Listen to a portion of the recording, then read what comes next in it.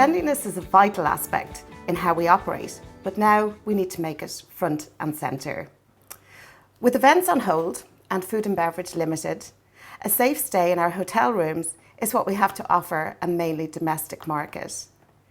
To talk about how we are adapting to a new set of customer expectations and the reopening of our hotel rooms, I'm delighted to be joined by Mary Hall, a specialist trainer from Hallmark Training, and we will shortly be joined by Ines Guerra, Executive Accommodation Manager at the Carlton Hotel, Dublin Airport.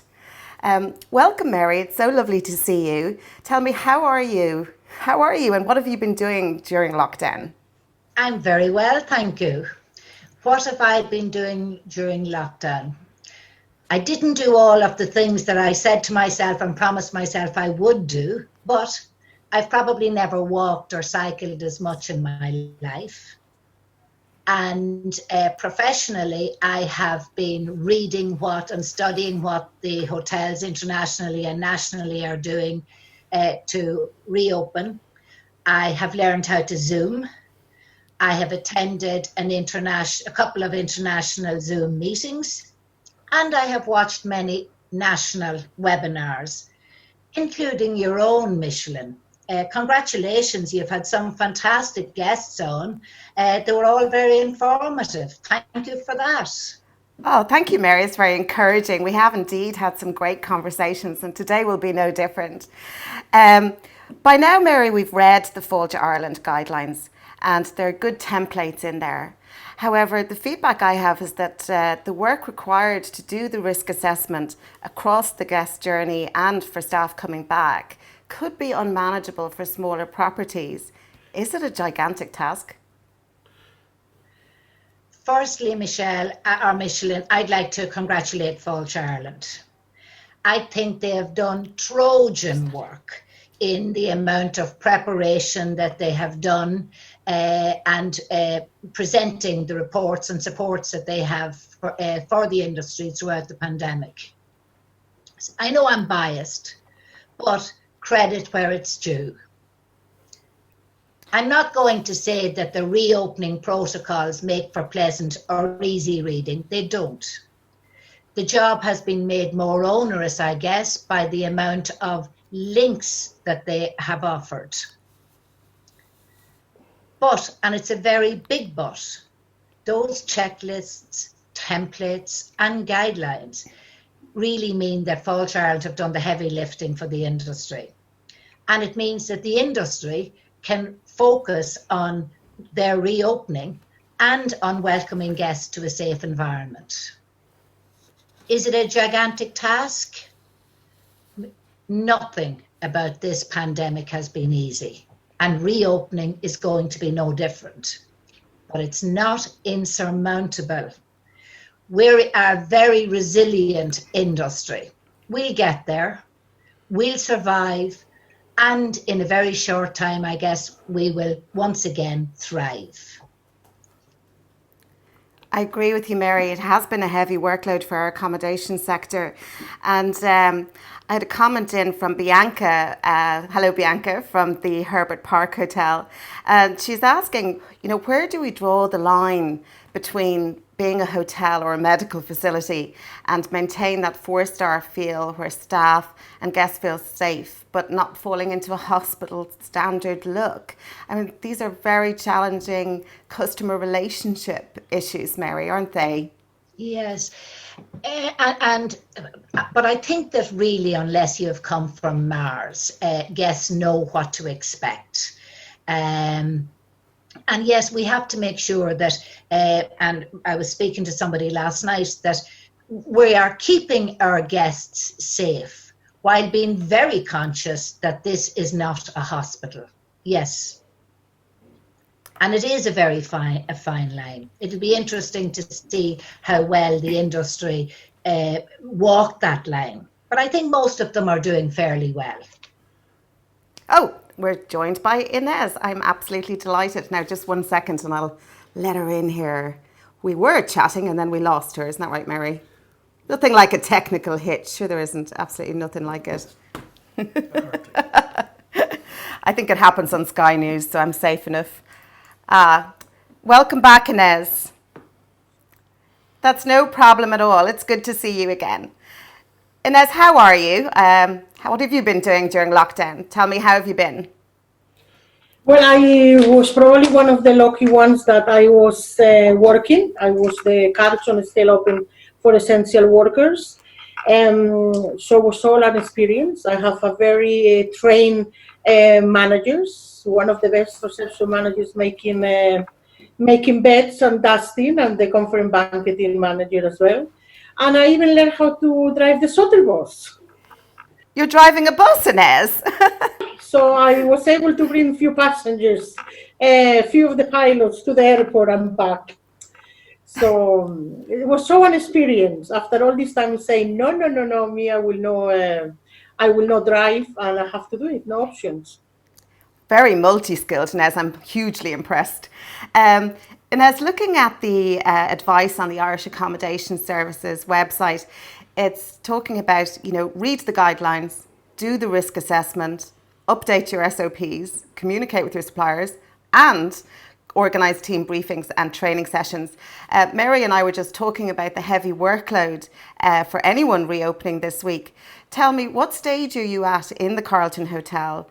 And did remaining open help you to test some of the protocols? Like I say to you, we were open, so that helped me at all. Even that I couldn't physically do much in that weeks because we were only the management working, the management team, so we have to do everything in the hotel.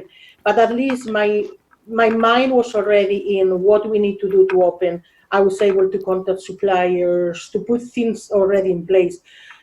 I feel really sorry for the accommodation managers that only start last week or 2 weeks ago, because it's a lot of to put in place.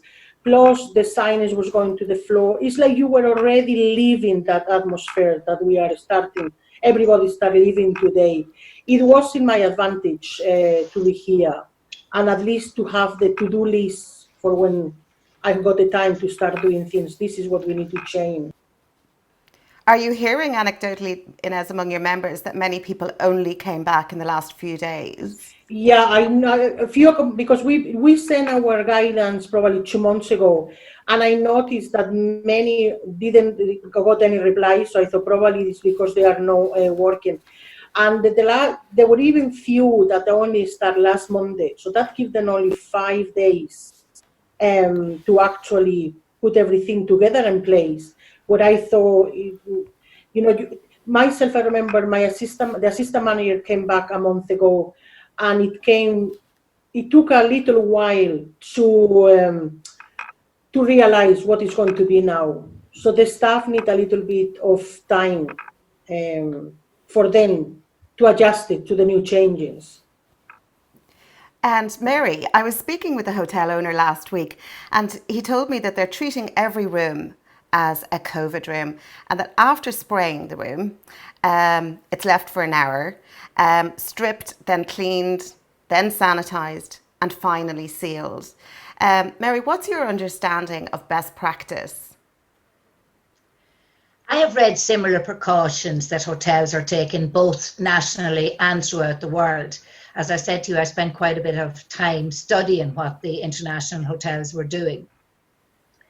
Not being an expert in medicine or health or indeed infectious diseases, when I saw so many hotels were following the fogging and spraying procedures, I assumed that was the way to go. That is until 4 weeks ago. 4 weeks ago, Anna's hosted a webinar with a clinical nurse of infection prevention and control and an Ecolab lead technical advisor. Both of them discounted the use of foggers and sprayers for hotels. They recognized that the proven advantage of the foggers or sprayers is that it covers a very large area in a short space of time. But they still said it wasn't suitable for hotels. They would suggest that the amount of work that you have to do in preparation can be quite arduous. For example, you have to switch off the air conditioner. the person operating it has to wear full PPE and be trained in the particular use of those machines.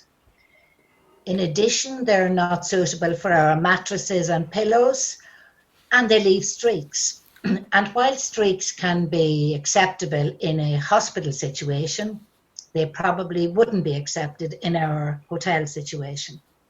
So that was then. That began my query. Why are hotels, just a little niggle that maybe the spending and the investment that we were doing wasn't quite necessary? And then I read in the Fáilte Ireland reopening protocols, there was a link to the European Centre for Disease Prevention and Control, ECDC. And they supplied cleaning guidelines for cleaning various surfaces, textiles, toilets, etc., in healthcare settings, non-healthcare settings, and general. Now, I have pitched the hotel industry as being the non-healthcare section, and for the cleaning of surfaces, the only thing that they suggest is neutral detergent and a virucidal disinfectant, or 0.5% hypochlorite, or 70% ethanol. So again, no mention of fogs and sprayers. And as you all know, I think it was last Friday or Saturday, the World Health Organization produced guidance notes in relation to foggers and sprayers. And I'm going to, so that I give you the correct quotation, I'm going to read it. In indoor spaces, routine application of disinfectants to environmental surfaces by spraying or fogging, also known as fumigation or misting, is not recommended for COVID-19. One study has shown that spraying as a primary disinfection strategy is ineffective in removing contaminants outside of the direct spray zones. Moreover, spraying disinfectants can result in risks to the eyes, respiratory or skin irritation, and the resulting health effects. So I guess, Micheline, to answer your question, the best practice is really to follow the medical and experts' advice. Mary, I'm a bit confused because I heard, that rooms would have to be empty for 72 hours and then 48 hours. And I mean, that's all quite manageable as we have reduced occupancy at the moment. But is that a requirement? And is it 24 hours? Is it 72 hours? Yeah, I was a little bit confused too, but I spoke to a microbiologist, and the microbiologist would suggest that the 72 hours and the 24 hours probably arose through the fact that the coronavirus can survive on plastics and stainless steel for 72 hours and up to 24 hours on cardboard.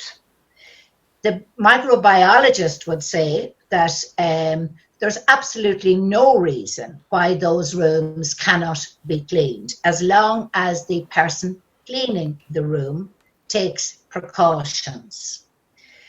The infection, the clinical nurse that you had on, Ines, says that in a hospital setting they only leave 15 to 20 minutes. And I was reading from the IHF's guidelines in how to deal with a room in which they either suspect or a confirmed case of COVID-19 has arisen. And they are suggesting leaving the room, if possible, for 72 hours.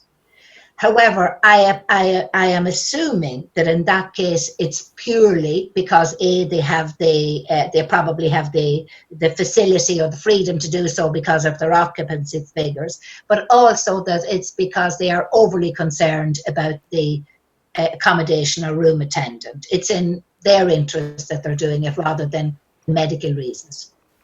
But maybe Ines can add to that.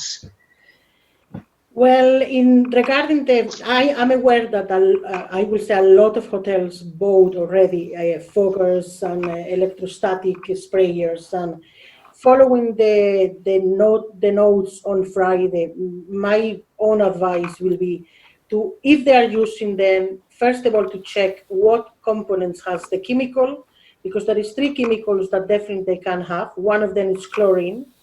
And secondly, I think, and for me the more important, is stop using them until any other more clear guidance are coming. That is a product that doesn't have all that ingredients, or it is a product, but at the moment you can put people on risk. I think also that the reason why hotels was inquired about these sprayers is more for show the guests all what we are doing for it. I think that was more the thought about it, that we want to do as much as we can and show the customer what we are doing. But if we sanitize in a bedroom, the worried things are the touching points. And if you clean that with a sanitizer that is in the cover all the guidance, you don't need to be worried about a gun or a fogger or anything, because you already have sanitized all the metals really, or the telephone or the remote control in a bedroom. I think we'll have to name this fog gate. It's certainly a huge debate in our industry since, as you say, Mary, a month ago, and certainly since Friday. Just want to bring you back on one thing there. Mary mentioned sealing the room, or I mentioned it, I'm not sure. Ines, are you sealing rooms? Yes, at the moment, as you mentioned, Micheline, because the occupancy is no high. Myself, I normally clean like the rooms from yesterday, I clean it today. Now I'm doing it only now because I have enough rooms to do it, but will be one point that we have to clean them. Going into the room, if they wear their glove, their mask, and their apron, I can't see any worries about to remove linen or anything. When all the room is done, I know one of the first things that came out was the stickers to be put on the door, so to say that is closed. Myself, we have a lot of more things to do now in the rooms, and I didn't want to be cleaning glue as well. So what we design is a sign to hang on the door that say this room has been sanitized. So that when the supervisor has checked the room, the supervisor will put that sign at the door for the guests know that room has completely sanitized. Very good. And talk to me about supply. Again, there seems to be a shortage of disposable gloves and the costs are rising. Accommodation services are very much our front line. I've spoken about this a few times, and they'll be needing many pairs every day. What are you hearing from suppliers, Ines, about the availability of gloves? And also, are you providing them to guests on arrival? Well, for the guests, we are giving the welcome hygiene package that is one per guest. So in the packet will be gloves, masks, wipes, and a little bit 30 ml sanitizer. So they will have every single guest checking in will have that. It is a shortage of gloves now, but I suppose that is not only in Ireland, that is everywhere, because it's going to be a lot of gloves. In accommodation, every room that they go, they have to change their gloves. So if they have 10 rooms and if you have 100 rooms, you are already in 100 pairs straight away, only for accommodation per day. So it is, unfortunately, as well, people complain about the expenses that is that, but we have no option with it. We need to protect our staff as well of getting any type of infection. So at the moment, gloves, aprons, masks is something that we're going to have to invest the money on. And Mary, talking about costs, I guess we're looking at a lot of increased costs for hoteliers in terms of chemicals, the downtime that we talked about in each room, and the additional people required in public areas. What are you understanding about the rise in costs? Without doubt, there will be additional costs. In the past, when we looked for the standard of cleanliness, the main emphasis was on the visual impact.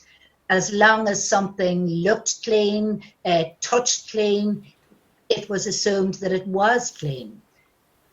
But in today's world of COVID-19, looking clean, touching clean isn't enough.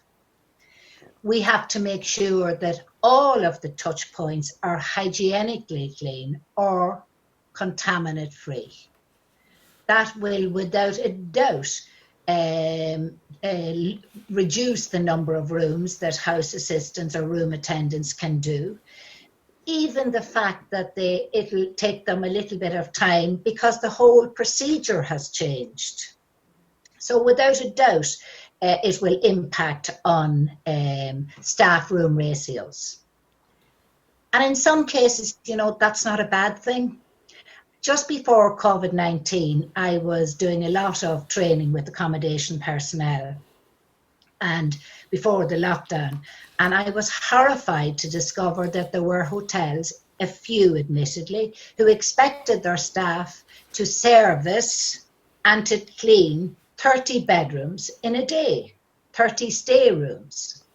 No human being can service 30 stay rooms regularly to any kind of a standard.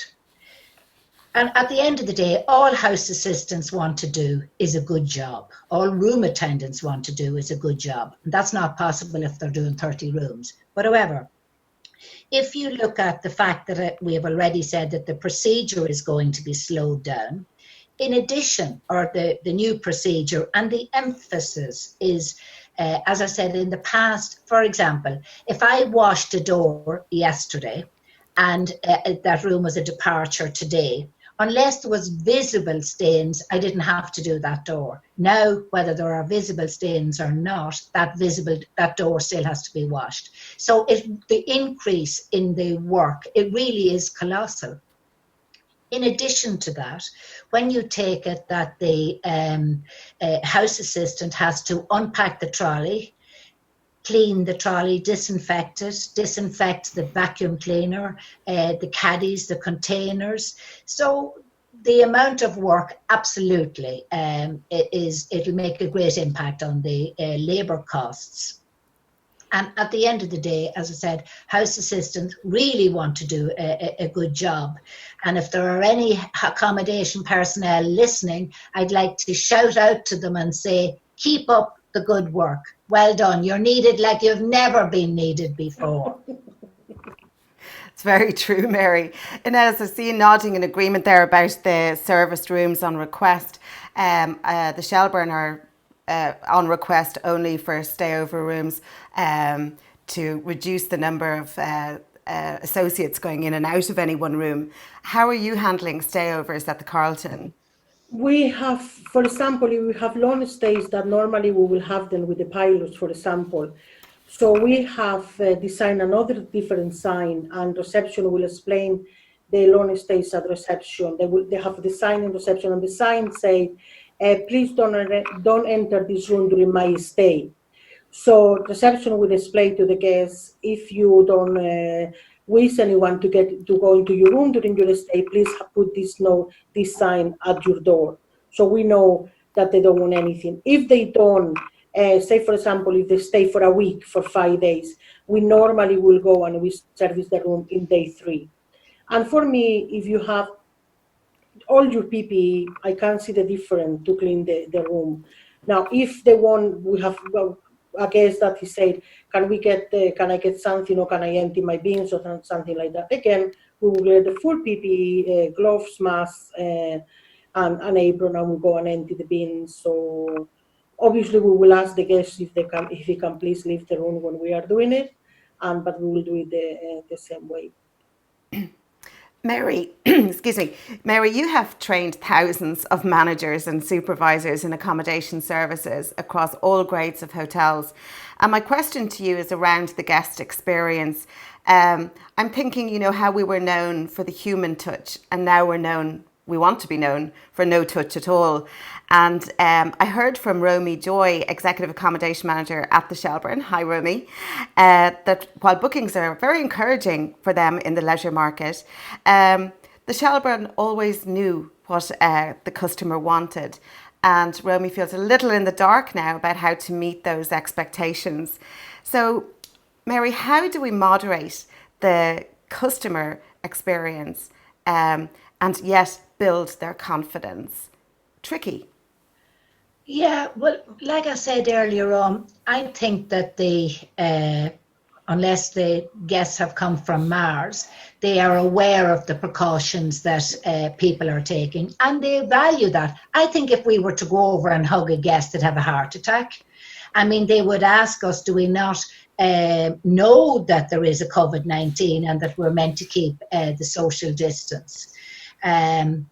So, I think that guests would prefer us to keep our distance. We can still smile with our eyes, but I do think that hotels are doing a great PR job on advising the customers on the precautions and changes that they are making, and rightly so.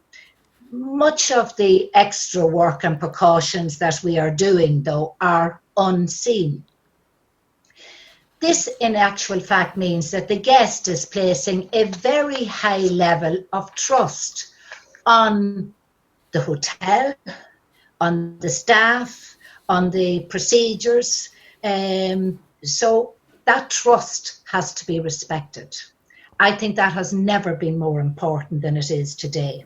I mean, we've always talked about customer care. Now is our chance really to prove it. I was listening to David Collins on the IHI webinar, and he's talked about how promiscuous customers are. He talked about the fact that we, the industry, need customers much more so than they need us. So I think it's a very salient point that we should remember. And incidentally, many hotels are also writing letters with their confirmation. I would just ask, and I'm conscious of what Greg Manahan said on your show there a couple of weeks ago. He talked about the need for positive brand image and the consistency of it. So I'm going to suggest, if you are sending out a letter, make sure it has been proofread and spell checked. Otherwise, you could do a lot of damage to the hotel.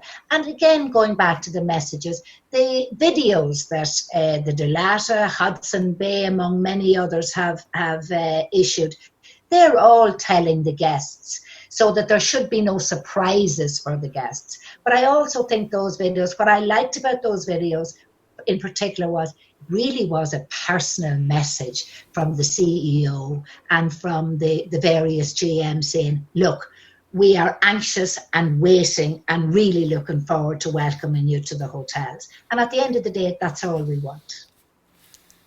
And we've got this, Mary. I think that's a very positive message that is coming out from the industry, is that assuring of the customer.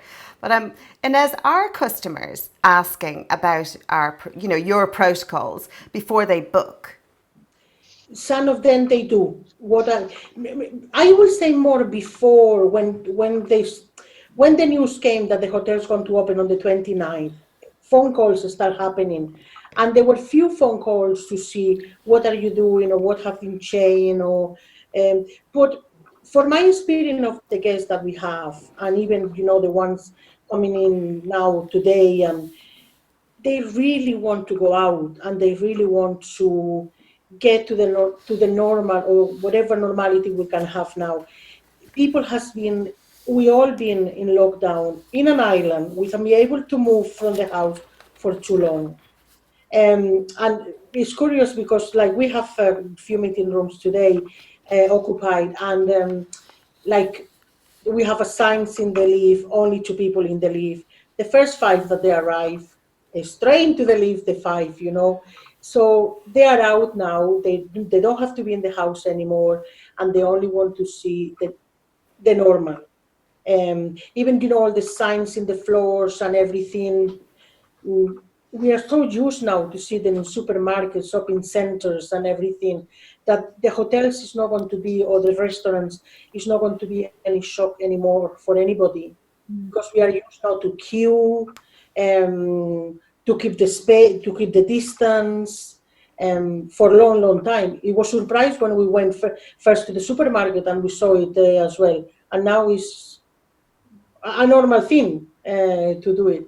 So you will find few guests, even when they come in, that they will be very, very worry about everything, like and with very specific requirements. And you will have another ones that they just want to come back to what was in February.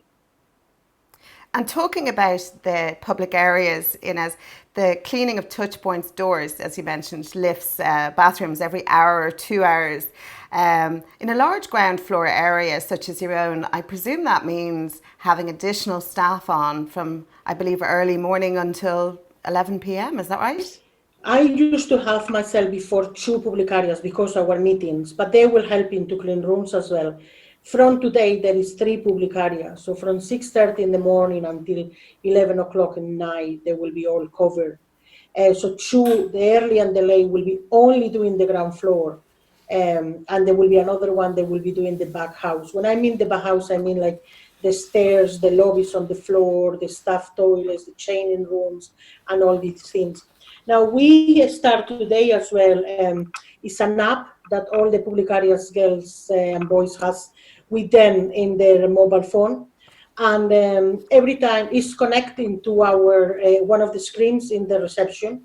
So in the screen, we have like ladies' toilets, gents' toilets, the luggage trolley, the the handles of the doors, and there's one more. So every time that they clean that areas, they go to the app now, and when they look at the app, will be in a red button. So they put in the green button, and automatically in reception, it tells you that that area was cleaning 1 minute ago. So after 30 minutes, that will change to in progress. So the guests can see as well how often we clean the different areas in the hotel, because that is displayed in 2 televisions at reception. So that as well assurance for them that we are cleaning. So the schedule that we have for the area that we have to cover is every 60 minutes.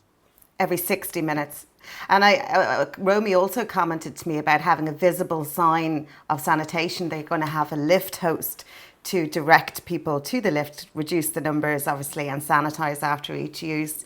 But can I just come back to the bedroom, the room itself again, Ines? What I'm thinking of is, it's going to be, I guess, stripped of those extra pillows, the excess hangers, tea and coffee making facilities, and all the nice things like magazines and robes.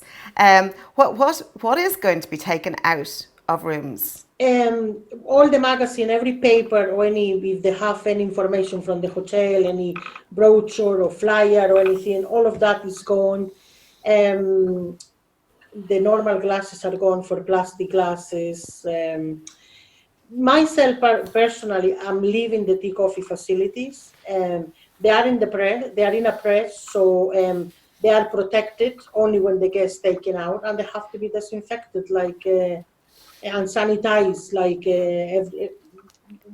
before it was clean with the one chemical, and now it's going to be clean with a different chemical, but no difference of that. Cushions, throws, everything that is out.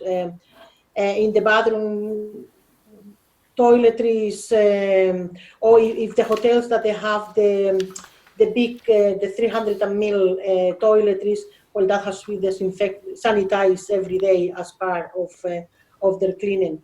And myself, I leave the bathrooms as well. Before, we used to have 2 per room. Now we have only 1, and it's covered like the dry cleaning with the plastic of the dry cleaning. If they request a second one, we will be delivering to the room the second one. Like notepads, pens, all of that is gone from the rooms. But we have to think as well, we are a hotel, we are not a hospital, and we have to still give some of the adventure of coming to a hotel. No, like we can bring this as far as we wanted to bring it, but we still been a hotel and not a hospital. I'm sure if we compare any hotel in the country with the City West that has been used as a hospital for all this period, will be totally different scenario. But we still a hotel, and we have to remain as that. So myself, I'm in that opinion. And what I'm hearing now here is that an awful lot of additional plastic waste in our operations, and this is all having to be treated as general waste.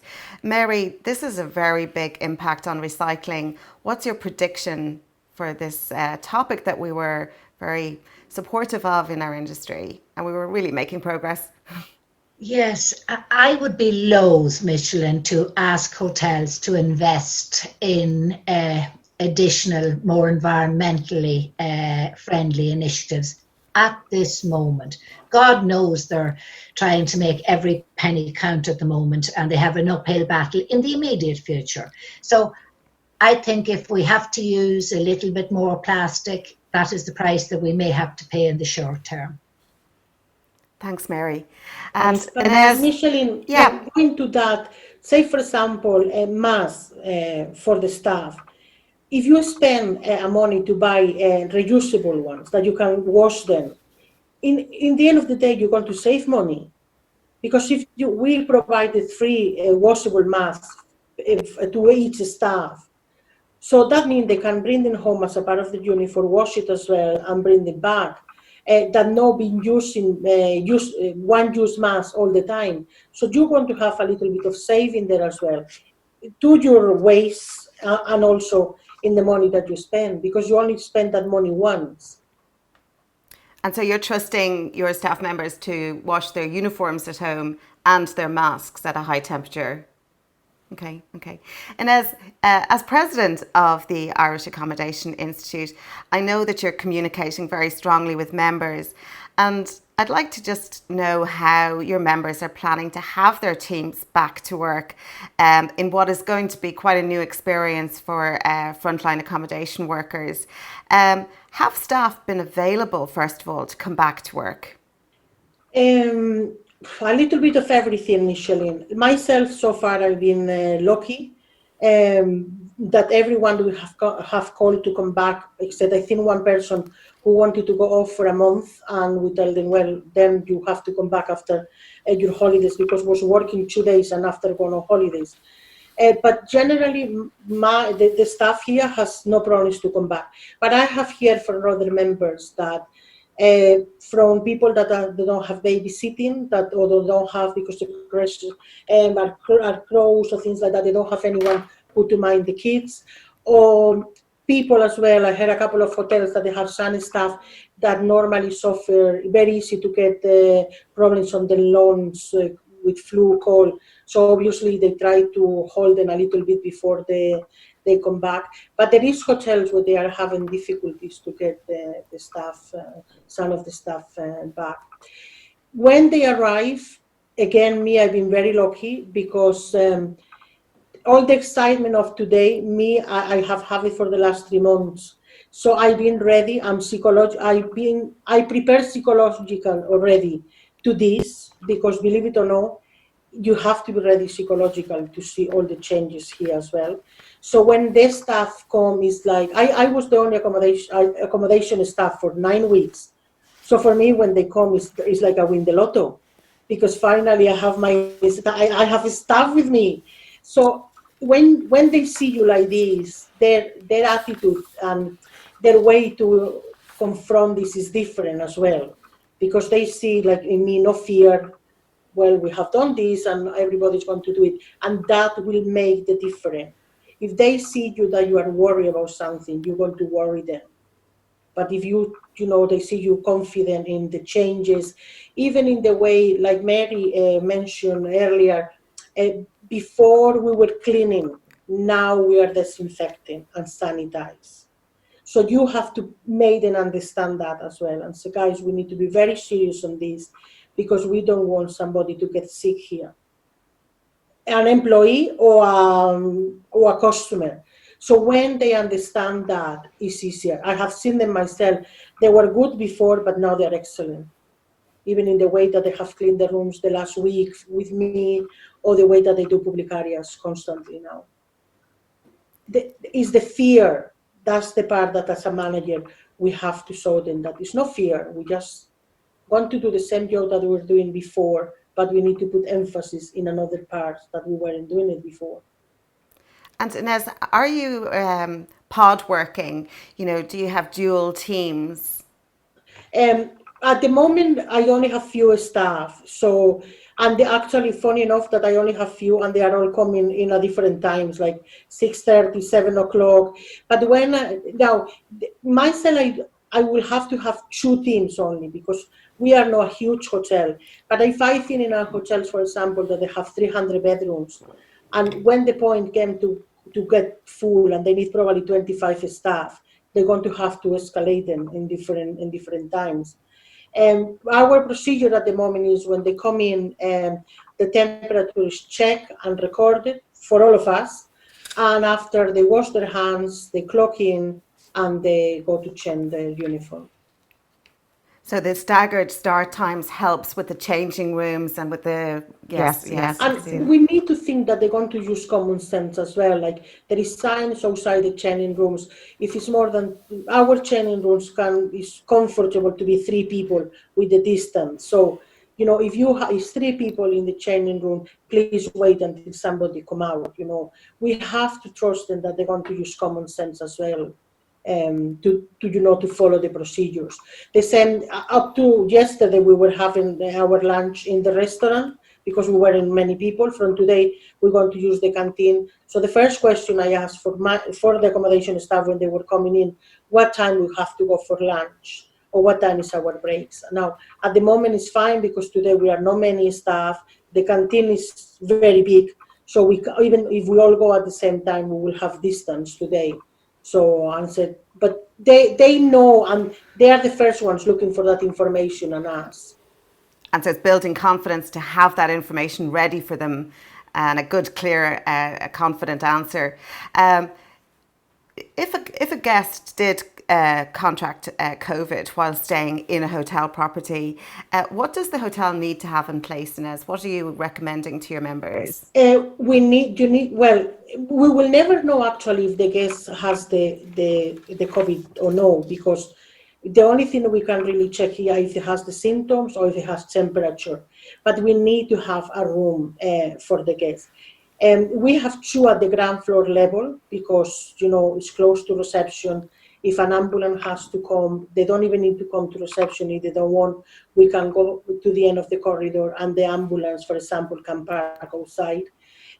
So we have that 2 rooms only for that reason. And in the rooms we have thermometers to take the temperature, glove, mask, everything. We have the questionnaire that we need to ask. So I heard accommodation managers saying that their policy is we only have a room in case a staff has the symptoms. If the guest has the symptoms, has to stay in the room. But what's happened? My question to that hotel is what's happened if the customer doesn't have a room? The customer has come for lunch, for example, or is attending a christening. Then you can't leave it in the room because they don't have a room. They're only coming for lunch. So it's necessary to have the room.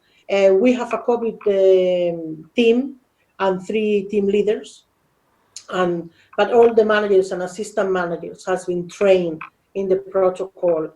So we have temperature check for every guest address as they come in. It's like a speed camera actually that takes your temperature and reflected in a television.